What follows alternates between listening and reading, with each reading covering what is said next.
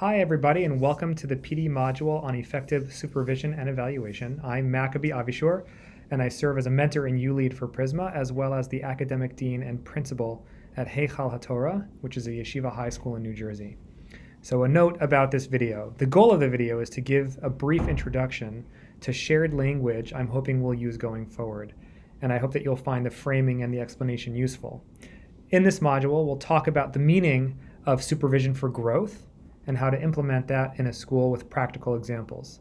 And before we do that, I want to say that some of you watching this video may already be thinking that supervision and evaluation are not part of your job description given your role in the school, or you may be thinking that supervision and evaluation are impossible in the age of COVID.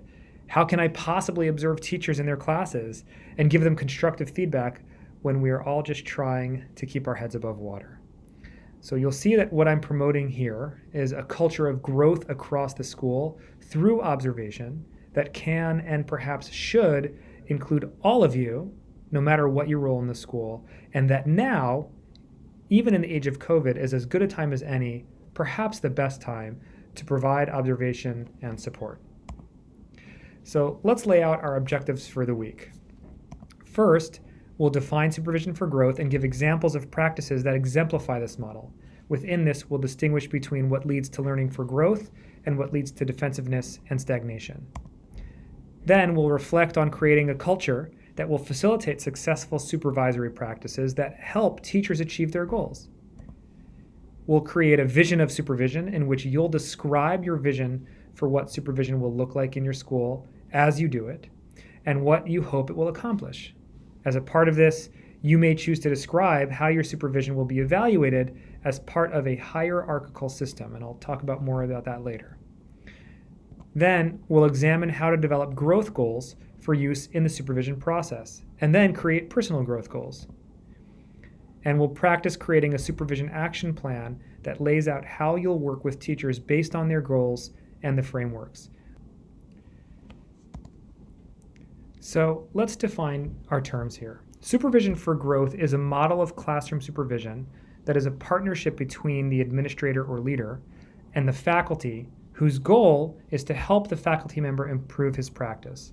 The first element is that it's a partnership. Key to the success of this program is establishing a culture of trust, respect, and rapport. If faculty don't believe you're doing this for their sake, they will not be your partners. The next key is that this is growth-oriented, and that's not jargon. It refers to a specific behavior that we're advocating. Teachers are required to submit written growth goals at the beginning of each term that the admin team will help them achieve. And another aspect of supervision for growth is that it's hierarchical, and I know that sounds a bit medieval.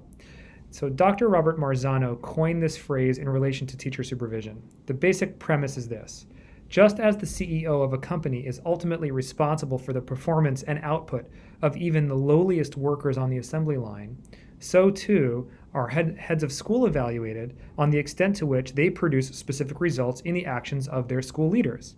And school leaders are evaluated on the extent to which they produce specific results in the actions of teachers. And teachers are evaluated on the extent to which they produce specific results in student achievement. We'll investigate this more in our reading.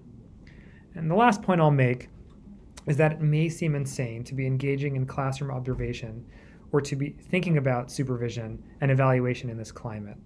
Another way to look at it, however, is to consider that this is the best time to engage in this behavior. First, we should never let a good crisis go to waste. We often find that people are most open to trying new systems during a crisis, especially when the old system is moot. Second, many teachers, as I'm sure you know, are looking for support to help make their work better. If you start with a frame focused on growth and that essentially removes judgment, you may find that people are more open to engaging in this than you might have predicted. If people fear their jobs are on the line, this is not going to work, especially now. But if they feel that this system is being implemented to help them succeed, which it is, they'll be more likely to buy in. I hope you're looking forward to engaging in this work. Please just follow the directions on screen in the Moodle. And if you have any questions, I'm here to help. You can certainly email me at maccabee@prisma.org. or feel free to text me at my phone number, which I can share with you at another time. Have a great week. Be Matzliach, and we'll talk to you soon.